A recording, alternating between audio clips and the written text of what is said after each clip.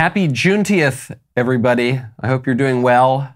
I hope you're preparing for June-1st, which will complete the Triduum of the sacred feast of Juneteenth. And many of you probably had never heard of Juneteenth before the liberals invented it 5 minutes ago. But that is not stopping even many conservatives from embracing the holiday and joining in on the pretense that Juneteenth is not only a real thing, but a very good thing. I have here an article from the Antioch Herald. Happy Juneteenth, a celebration of freedom brought to you by the Republican Party. I have here Washington Times, right-wing Washington Times. Juneteenth, a celebration in honor of the GOP's greatest accomplishment. Greatest one ever. And then I have here Fox News, the formerly conservative cable channel Fox News, why Juneteenth is as American as the 4th of July. Juneteenth unites Americans by celebrating the end of slavery. Of course, it doesn't do any of that. Juneteenth is not traditionally American, it certainly doesn't unite people, and it doesn't mark the end of slavery, either in the Emancipation Proclamation or in the 13th Amendment. It doesn't mark the end of anything. It marks the day that the mailman made it to some random part of Texas and told the locals that Lincoln had freed some of the slaves 2.5 years prior. Virtually no one in the country had heard of it until a few years ago when white liberals started pretending that it was a really important day to black people, virtually none of whom had ever heard of it either. And then, because the white people thought the black people really cared about it, everybody started pretending that it was a thing, and now it is a federal holiday. Whatever obscure local tradition Juneteenth is based on has little, if anything, to do with the current holiday, which liberals created 3 years ago and named, crucially, the Juneteenth National Independence Day. Why did they do that? In order to replace the old Independence Day, which is the 4th of July. Even today, even the most ardent observers of Juneteenth will struggle to tell you exactly what the day commemorates. This ambiguity is by design. The point is emphatically not to mark anything in particular. It's not to celebrate emancipation, freedom. The point is to insist that emancipation never really took place, that it has not and never will be completed, that it is a constant process of revolution to overthrow the oppression and deceit of our political order and national myths. That's the point. The whole point of Juneteenth is to be an anti-Independence Day for an anti-American nation. It's the same subversive claptrap that the libs peddle every chance they get, which would be bad enough. But to add insult to injury, a sizable group of sweet, dopey, gullible conservatives are going along with it. As if our cooperation with this contrived nonsense will finally get the libs to stop calling us evil and racist. And, as is always the case with conservative capitulation, not only is this not going to work, but left unchecked, the revolution will continue more and more radically until we finally celebrate independence from our very country and culture. I'm Michael Knowles. This is The Michael Knowles Show.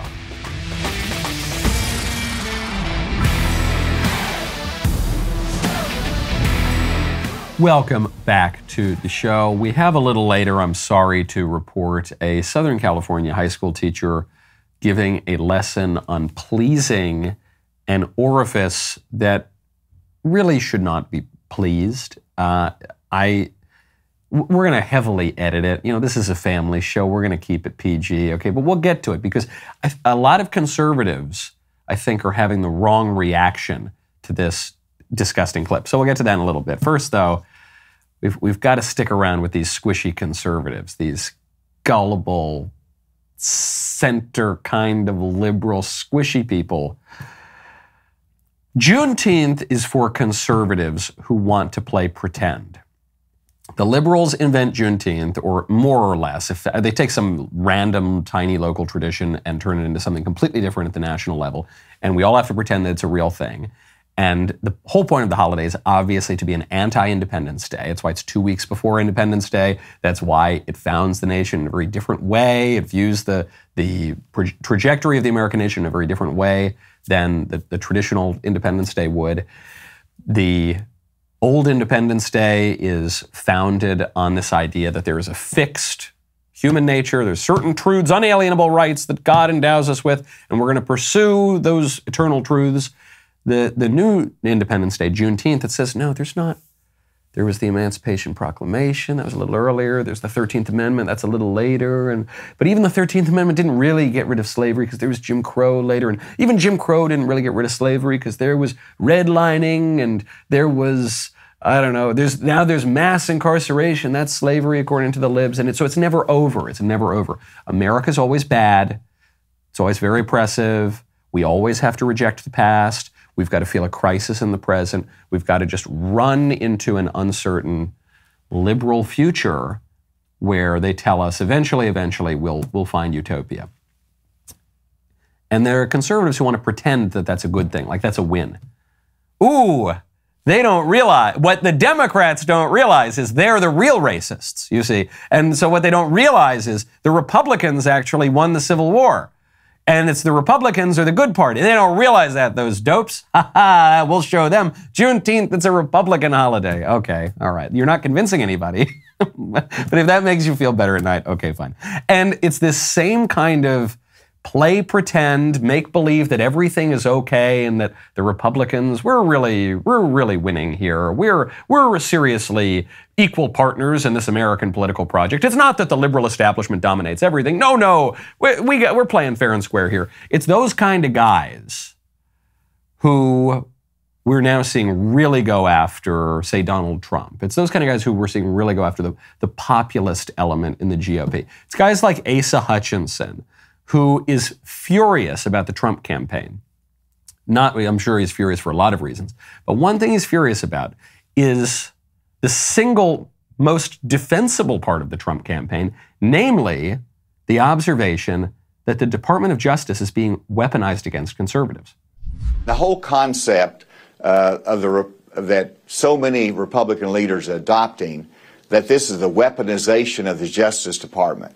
And I think they've made some bad decisions. I can certainly disagree with many of the decisions they've made, particularly Jim Comey and some of his in reference to Hillary Clinton. But in terms of the overall charge of weaponization of the Justice Department, look at Donald Trump. He's already declared that if he's elected president, he's going to appoint a special prosecutor to go after the Biden family. That's called a weaponization of the Justice Department. And so let's back off of these accusations and let's get back to being the party of the rule of law, of the justice system, supporting law enforcement, and the equal application of the law. But you just admitted the Justice Department's being weaponized. The first part of that statement, Asa Hutchinson admits, look, I'm not happy with the things Jim Comey did, in particular vis-a-vis Hillary Clinton. And, well, what does that imply? Well, I don't necessarily agree about the DOJ letting Hillary off the hook for a much more egregious version of the crime that Donald Trump allegedly committed. And of course, the DOJ cooking up a completely fake narrative, a hoax, alleging that he colluded with the Russians to try to destroy his presidential campaign from the DOJ and then try to undermine his entire duly elected administration. And sure, maybe I don't support, now I'm just putting words in his mouth, maybe I don't support the fact that the DOJ is going to let BLM terrorists who burn federal courthouses off the hook. Meanwhile, they throw Midwestern grannies who cracked a Coors Light in the Capitol Rotunda into solitary confinement without charges. Maybe, okay, I know. But if we acknowledge all those unfortunate truths, well, then we might weaponize the Justice Department too. So let's just what? Let's just play pretend. That's what he's saying. He's saying, yes, the DOJ is being weaponized by Democrats against Republicans consistently. It's happening right now. The majority of Americans, according to a Harvard-Harris poll, say that the indictments of Donald Trump are election interference by the Democrats. That's all true, but let's pretend it's not happening. La, la, la, la, la. Because if we acknowledge that it's happening, then we have a responsibility to do something about it, which means that we're going to have to insist upon our political principles in the government, which of course we should. It's politics, right? Politics is what we do in the government, but for many decades now we've pretended that somehow isn't the case, that the government is totally neutral and doesn't have any substantive political commitments. And so if we do that, well, by golly, we're going to have to acknowledge that there are some serious problems with our structure and that the liberals have a lot more power than the squishy Republicans previously admitted. Let's just be nice guys. Because if we do all that, then I can't go on CNN anymore. Then they're going to call me like racist or something. Let's just better just keep our heads in the sand and play pretend. I don't think we should play pretend. I think we got to be honest. We got to talk to one another. When you want to talk to your friends, you got to check out Pure Talk. Right now, go to puretalk.com/Knowles. One company that I'm very proud to stand behind, a company that's proud to stand behind us in our country, Pure Talk. Veteran-owned with a 100% American workforce, they share our beliefs. That is why Pure Talk is the official cell phone wireless provider of the DailyWire, but that is not the only reason. Pure Talk also happens to be the most dependable 5G network in the U.S. They're a top-tier provider at a fraction of the cost of those other companies. You know those companies, AT&T, Verizon, T-Mobile, companies that do not care about you or what you believe. Mix and match your plans to fit every person in your family. Choose from talk, text, and 5G data for just $20 a month, all the way up to unlimited data with a mobile hotspot, just $55 a month. I guarantee that's less than you're paying for that right now. You vote with how you spend your money. Stop supporting woke wireless companies that do not support you. Go to puretalk.com/Knowles. You get great coverage and save while you're doing it. Go to puretalk.com/Knowles. You'll save an additional 50% off your first month because they actually value you. That is puretalk.com/Knowles. Pure Talk Wireless by Americans for Americans. Some conservatives are sick of playing pretend. Some thousands of conservatives Catholics, just showed up outside of Dodger Stadium because, we had previously mentioned that the Dodgers were going to honor an actual satanic drag troupe, a blasphemous, sacrilegious, satanic drag troupe whose entire raison d'etre is to mock our Lord Jesus Christ. That group was being honored at Dodger Stadium. They're called the Sisters of Perpetual Indulgence. So they mock not only our Lord, but they mock nuns who worship our Lord. And so the Dodgers initially said, okay, we shouldn't honor the satanic drag troupe. And then later on they said, no, actually we should. We should. Sorry, I forgot our national religion is the rainbow. Okay, yeah, we're gonna honor the satanic drag troupe. And so thousands of Catholics turned up outside and protested. You can see there's lots of great videos. And unlike when the liberals show up in protest, they didn't burn anything down. They didn't make the place look disgusting. They just held up signs that said, "Stop this kind of hate. Believe in Jesus." Really nice basic stuff. Holding up beautiful banners, beautiful pictures of our Lord, crucifixes. They're just I love conservatives and Christians so much. Even when they're taking to the streets, they're just orderly, put together. They look nice. But they're showing up en masse. If you were a big lib and you were going to the Dodgers game, you would probably be surprised that there are even that many Catholics in Southern California. That is a show of numbers and power. And it's something that the American people need to start doing a little bit more. Because increasingly you're seeing a divergence of opinion between the people and the elite. The big divergence of opinion that we're seeing now is not so much left versus right or Republican versus Democrat. It's people versus elite. That's how you're seeing the emergence of populist candidates like Donald Trump, like Robert Kennedy Jr., who are kind of crossing party lines in a way that we haven't seen in the last few decades of American politics. You're seeing the deplorables, the irredeemable people, the bitter clingers that Obama and Hillary Clinton made fun of. Those people don't neatly fit exactly into Republican or Democrat. They're moving much more in the Republican camp right now because the Democrats have now become the party of the elite. So we've got the numbers on our sides on a whole host of issues. I mean, to use just this example, the drag queen stuff and the anti-Catholic hate, the American people are overwhelmingly on our side, but because we don't have that much power anymore, because a small number of elite liberals control the political process now, it's unclear how much influence our numbers are actually going to get us. So we've got to show up. That does matter. I was reminded of the COVID vaccines. Do you remember with the COVID vaccines? Joe Biden said, I'm not going to have a vaccine mandate. I'm not going to have a vaccine mandate. I'm not going to have a vaccine mandate. Okay, there's a mandate. And how did that happen? Because Biden was waiting, Fauci was waiting for the number of people who had already received one shot of the vaccine to reach a significant threshold that there wouldn't be total pushback. So then the moment, when it was just 10% of people had gotten the vaccine, Biden knew that a federal mandate was a losing proposition. Then 20, then 30, then 40, then 50. Once you get enough people, all of a sudden you say, okay, now we've got it. Same thing with Fauci.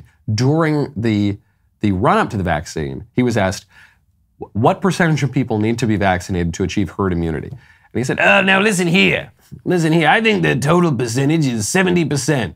One day was 70%, one day was 80%, one day was 60%. It kept moving, and Fauci was asked, wait, hold on, why does this keep moving? And he admitted, he said, I'm paraphrasing here, but he said something to the effect of, because, look, part of this is publicly, I've got to convince people to get the vaccine. So we adjust the thresholds a little bit to do that, okay? The numbers really matter. The enthusiasm really matters. If we show these guys that we mean business, they are going to back off, at least for a time. Now, speaking of vaccines and speaking of Robert Kennedy Jr., he's making some waves now. The way you know that Robert Kennedy Jr. is making serious waves against Joe Biden is, one, he's polling around 19 or 20% against him, which is pretty insane for a quote-unquote fringe candidate who's running against the incumbent. But the other reason that you know that he's starting to make some serious headway is that the liberal establishment's going after him. So Bobby Kennedy Jr., he lived in the town I lived in growing up, or like one town over. So I've been aware of Bobby Kennedy Jr. for most of my life.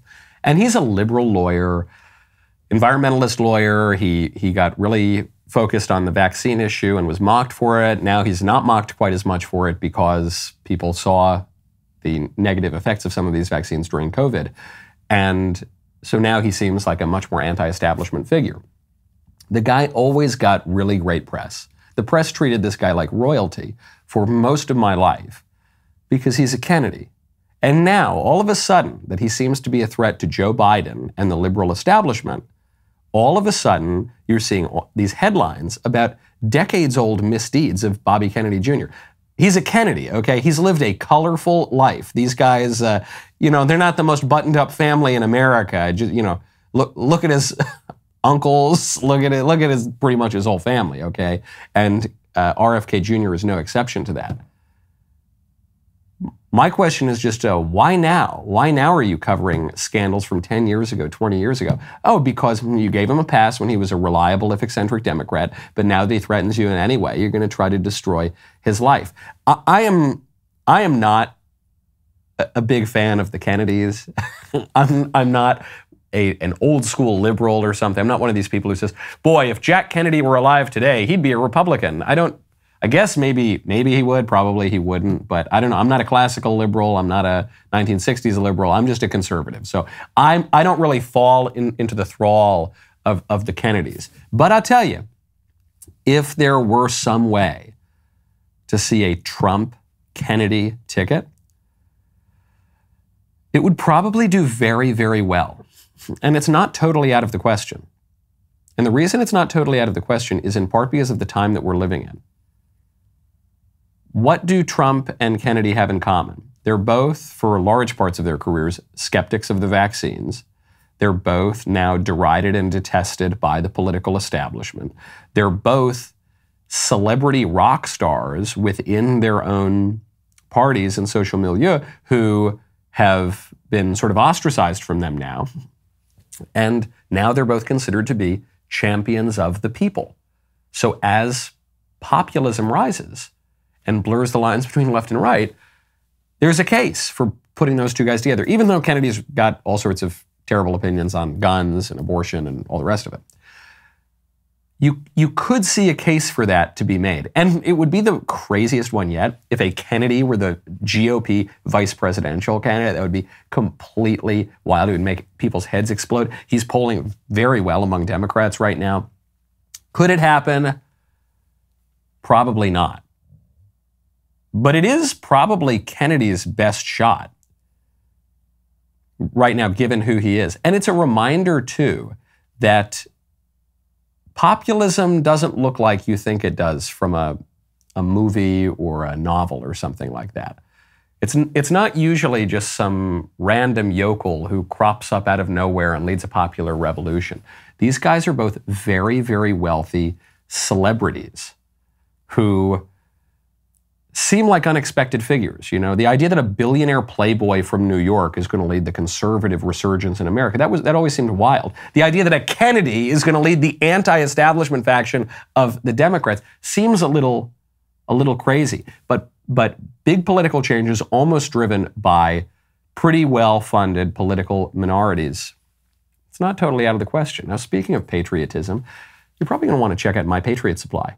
Right now, go to preparewithknowles.com. I love that URL. In a world filled with uncertainty, it is crucial to be ready for whatever comes your way, whether that's a natural disaster, a sudden emergency, or unforeseen circumstances. Having a reliable food storage system can provide you with peace of mind and the assurance that you and your loved ones will be well taken care of. Right now, My Patriot Supply is offering major savings on their popular 4-week emergency food kit to help you stay prepared for anything. Go to preparewithknowles.com, grab this special price before it ends. That your 4-week emergency food kit provides over 2,000 calories each day for optimal strength and energy in stressful situations. You can enjoy a wide variety of My Patriot Supply and can customize your supply. They offer an ultimate breakfast kit, a mega protein kit with real meat, and even a gluten-free kit. The best part is each meal is delicious, has a shelf life of 25 years. Do not wait for disaster to strike before taking action. Invest in your safety and well-being by securing your food storage today. Preparewithknowles.com. Get major savings on your 4-week emergency supply kit. Preparewithknowles.com. Preparewithknowles.com.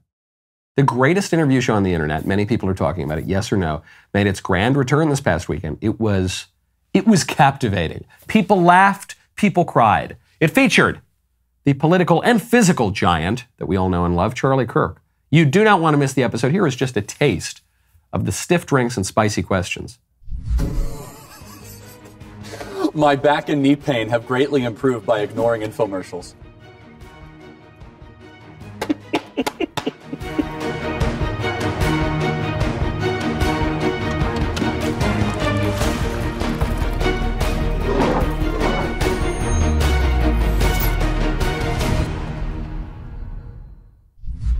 Here's some more good news. The Yes or No game is now back in stock, baby. You can go to dailywire.com/shop. Get your game today. The games go fast. Yes or No is hands down the best way to add some excitement to your parties, challenge your friends and family's knowledge, delve into the most thought-provoking topics of our time.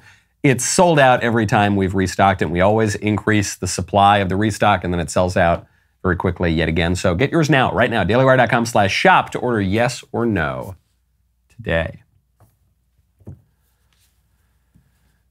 Speaking of Democrats and RFK Jr., a majority of Democrats want Joe Biden to debate Bobby Kennedy Jr. right now. This is according to a Convention of States Action Trafalgar Group survey. 57.5% of Democrats believe Biden should debate RFK Jr. This is a clear majority. Another 31.7% think they should not debate, and 10.8% say that they are unsure. Kennedy's rising.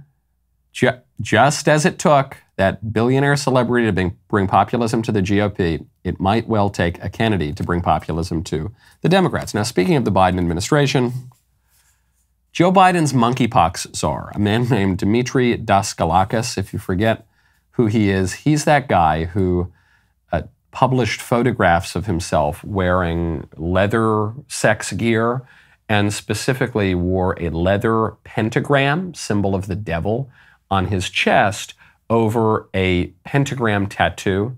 These are the people that our supposedly Catholic president is staffing his administration with. So I shouldn't laugh because it's pretty dark. But this guy, this Satan-worshiping leather sex fiend, he was put in charge of monkeypox, which is kind of funny too. But he seems to have really terrible advice for how to deal with monkeypox, because you would think if you're in that role, if you're the monkeypox czar, and you know that practically speaking, monkeypox is a sexually transmitted disease for homosexual men who go to orgies. That's how it spreads. Technically, you can get it other ways, but that's, in effect, that's actually how it spreads. You could call it gay orgy pox. Sort of like with HIV, they say that HIV is not a sexually transmitted disease because you can get it from needles. Like, I guess you can, but the way you do get it is from a very specific kind of sexual intercourse most of the time. So this monkeypox guy, you would expect him to say, hey, don't engage in dangerous sexual practices. That should be pretty much the only thing that his job requires. And yet, he says the opposite.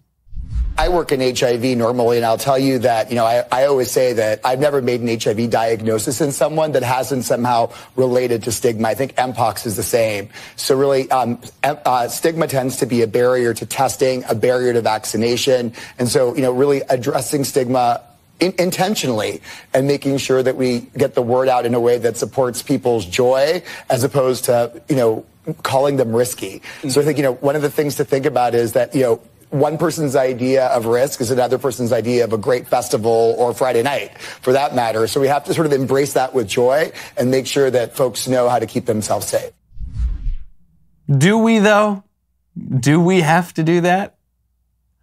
One person's idea of risk of contracting HIV or monkeypox or any other number of sexually transmitted diseases, one man's idea of risk is another guy's idea of a great Friday night. Am I right?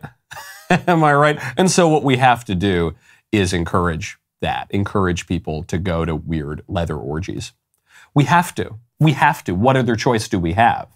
What, are we going to tell them not to engage in dangerous, deviant sexual behavior that's obviously depraved and wrong, that societies for all of history have discouraged strongly, and certainly our civilization discouraged for pretty much its entire existence? Would we do that? But then we won't get the monkeypox orgies. And we can't tell people not to go to those. I think we can. Stigma is a real barrier to people getting vaccines. Maybe, or something. So that may or may not be true. I'm not totally convinced that's true. But you know what stigma is also a big impediment to? Contracting these illnesses. Do you know what stigma is also a great impediment to? Orgies and bathhouses and weird monkeypox leather parties. Stigma also suppresses those things because they're considered socially unacceptable. Sometimes they're considered illegal. If they happen, there can be legal consequences for it. There will be much more broadly cultural consequences for it, and fewer people engage in that risky behavior, which the monkeypox guy admits is very bad for people. Not bad like you get the sniffles for a couple weeks, bad like you get HIV. Can we just say no? Can we just say no to this stuff? He's honest in that this guy, this Satan-worshiping leather daddy monkeypox czar working for Joe Biden, is following liberalism to its logical conclusion. The logical conclusion that begins with the skepticism of liberalism, the idea that we can't really know what's good or bad or right or wrong or true or false. We're just going to try to get along and be peaceable and increase our material prosperity and tick up GDP a little bit. The logical conclusion of that is, hey, one man's HIV orgy is another man's fun Friday night. So let's encourage people's joy. But of course, engaging in these deviant, dangerous, destructive practices, sexual or otherwise, will not ultimately bring people joy. It might bring them a disordered, temporary sense of euphoria, but ultimately will bring them misery. Because when you do bad things, that makes you less happy in the long run. And when you do good things, that makes you more happy in the long run. This is why, by the way, I cited a survey yesterday from Gallup that said that same-sex sexual relations has decreased in acceptability in the American consciousness.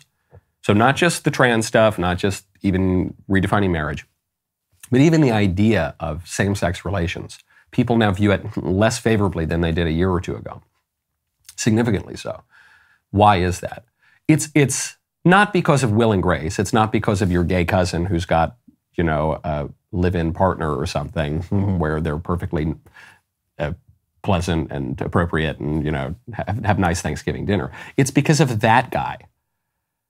It's because of the teachers in the public schools who are pushing this radical ideology. And it's because of transing the kids. And it's because people are seeing the logical conclusion of the sexual revolution. And they say, we don't need to tolerate the monkeypox orgies. That's not what James Madison wrote the Constitution for, okay? That's not what the Declaration of Independence is about, the new one or the old one. We're just not going to do it anymore. So you're seeing this in the schools. This was a story, came out about a week ago. I did my best to avoid getting to this story, but I think we actually have to get to it. The clip is all over the place, and I've censored it liberally so that you don't have to hear too much of this gross lesson. This is a high school teacher in Southern California giving a lesson on pleasing an orifice of the body. You don't have to go inside the you can actually just push on the seam, and that stimulates the gland as well. And that they apparently really like that. But yeah, so that's why for male and male, is still very pleasurable because of the fact that it hits the and there's a lot of nerve endings in your booty as well. So the girls, the prostate, they're the equivalent to each other, but apparently that's why if you ever see Target has them now, sex toys. If you go to Target, seriously, if you go to Target and go where the tampons and pads are, they just look like a little box, but if you open up, there's like a Velcro front to the box, you open it up, and then bam, sex toy. Okay, you get the idea. There's more to the video, but you can use your imagination to fill in the blanks in what else she's saying. She's giving the students this very graphic, instructive lesson on how to engage in deviant sexual practices that are not oriented towards, say, the good of the spouses and the generation and the education of children, traditionally understood as the telos of sexual relations, the purpose of sexual relations, but on how to titillate people in ways by putting things where they're not supposed to go. So some parents are up in arms about this. The teacher has been placed on administrative leave, but students are defending the teacher. A student said, quote, "As a student in the video, I would like to say that everything taught by our teacher is educational. This is an anatomy physiology class. And people shouldn't put her on leave and she should be rehired." And I got to tell you, oddly enough, I'm with the students. I'm kind of on the teacher's side here. This is a gross lesson. It obviously shouldn't be taught in high schools. It obviously shouldn't be taught at taxpayer expense. The kids are getting a bad education here. The woman is bad at her job if her job is educating people. But she's pretty good at her job if her job is following the lesson plans that her bosses set out. The woman is just doing the job that was established by the school boards, by the state, now when we're talking about California, and by our culture more broadly. She's teaching a class on anatomy and physiology. We have classes on sexual education. Sexual education now no longer has a moral aspect to it in the traditional sense. I guess it has a moral aspect to it in the immoral, modern sense, which is to say any sexual behavior that you find pleasurable is good. That's a moral lesson. It just happens to be immoral, and it teaches the immorality of liberalism rather than the true morality of religion. But she's just following the lesson, man. Don't fire her. She's doing her job. You should fire the school board members. You should, in the case of California, you should fire the state administrators over education and the governor, Gavin Newsom. But we can't get mad at the foot soldiers for following the orders. If you get mad at that, you should say maybe she should quit her job, or she probably doesn't know any better. The people who really deserve our ire are the people who are setting the lessons. And that includes the governors, that includes the state administrators, and that includes the number of people, often a very vocal, intense activist minority, but sometimes there's a significant number of them, people, ordinary citizens, who peddle this stuff. This is wrong. If you don't want it in your schools, then you've got to vote the bums out, and then whenever and wherever you can, wield political power to take the power away from these weirdos.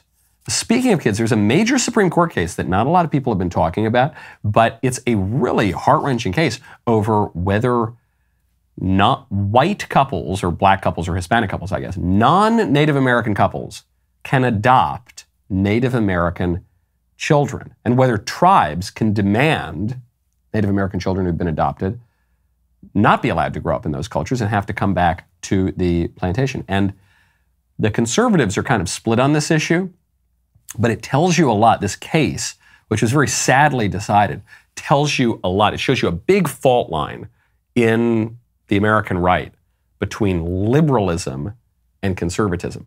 Now, one thing that kids need is a cozy home. And when you want cozy bed sheets, you got to check out CozyEarth.com. Use promo code Knowles. Summer is hot and sticky. And that used to mean kicking off your covers every single night to try and stay cool. That all changes when you discover Cozy Earth bedding. Simply swap out your current sheets for soft, breathable, temperature-regulating sheets from Cozy Earth. I love Cozy Earth. I've got a beautiful, luxurious set of Cozy Earth bedding, and I sleep like a baby. Their bedding is made from viscose bamboo, so it traps less heat, enabling people to sleep cooler and more comfortably year-round. Cozy Earth's luxury bedding and loungewear transforms lives by offering the world's softest, most luxurious, and responsibly sourced bedding. With an eye toward quality, responsible production, cutting-edge technology, and premium materials, Cozy Earth selects only the best suppliers. They got a 100-night guarantee on their sheets. The brand has over 5,000 five-star reviews on their website. Their sheets get softer and softer with every wash. I just love them. They are just phenomenal quality. Strongly, strongly recommend you check them out so you can get a sense of what it's like to be in my boudoir. I'm a married man, but you can sleep on Cozy Earth. You get a good sense of it. Invest today in a good night's sleep. When you sleep well, your life goes well. For a limited time, save 40% off Cozy Earth's bedding. CozyEarth.com, promo code Knowles, 40% off. Promo code Knowles at checkout for up to 40% off your order at CozyEarth.com. If you're looking for something really interesting to watch, you've got to check out our series, What We Saw, hosted by storyteller Bill Whittle. Season 1 is focused on Apollo 11, and now the entirety of Season 2 of What We Saw is available right now. Delve into the origins and key events of the Cold War as the series explores pivotal moments such as the Berlin blockade, the Korean War, the death of Stalin, the Cuban Missile Crisis, the Vietnam War, Watergate, and the ultimate resolution of the Cold War. Don't just read about history, live it. Bill makes you feel like you are there witnessing history. All episodes of Cold War are now available to stream, but you've got to be a DailyWire Plus member to see it. My favorite comment yesterday from Julia T., who says, RFK Jr. and Trump would be an effing insane combo. I'd be on board. Key there being insane. That's, I think, why a lot of people are ginned up for it. Because if you just think about politics in the way that politics has been in America for 20 or 30 years now, you say, well, that doesn't make sense because RFK, he's anti-Second Amendment. I think he's pro-abortion. He's a lib, he's a big lib, so why would I vote for a lib? But if you think about politics in a little bit of a higher way, like a meta-politics, the politics of politics, and you say, okay, hold on. Right now, the issues that are defining our political debates are, to some degree, still these issues over, I don't know, say abortion or immigration or the economy, but at a larger level, the debates are over how we are even governed, who even gets to decide those questions. Because right now, the deep state, the bureaucrats, the administrative state, the permanent government, they broadly decide a lot of those questions, especially on foreign policy, especially on things like trade. And the elections are kind of rigged. They seem kind of rigged right now. And neither party really has faith in the elections among the rank and file voters. So when you see the issue as being about a corrupt system, then all of a sudden these populist weirdo wrench in the system candidates like Trump and RFK Jr., they start to make a little bit more sense. The fact that you say, man, that would be effing insane, that is kind of the best argument for that ticket. The best argument for a Trump-Kennedy ticket is not that they're the most coherently, cohesively conservative, patriotic, whatever candidates that you ever saw. The argument for that ticket is that this machine of state that is operating now is very corrupt and is not responsive to the people and is not doing good things. And so we just need to throw these people who don't fit into the machine and gum the whole thing up. If that's what the election's about, Trump-Kennedy is a pretty good ticket. So there's this case. Holland versus Brackeen. I'm sure I'm mispronouncing that. This is a challenge to the 1978 Indian Child Welfare Act, which was created to maintain Native American culture by prioritizing Native families in the adoption of Native children. And the case was 7-2. The only people who voted against the claims of the Indian tribes to keep the kids, even if the kids had been adopted by non-Indian parents, the only ones to vote against that were Alito and Thomas, who were the two most conservative judges on the court. The libs plus the other conservatives, they voted in favor of the Indian Child Welfare Act, which prioritizes maintaining Native American culture over the interests of the Native American children, and obviously over the interests of the non-Native American families who have adopted these children. And there are all sorts of legal rights that were involved in this decision. 10th Amendment rights, states' rights, the 14th Amendment, right to equal protection.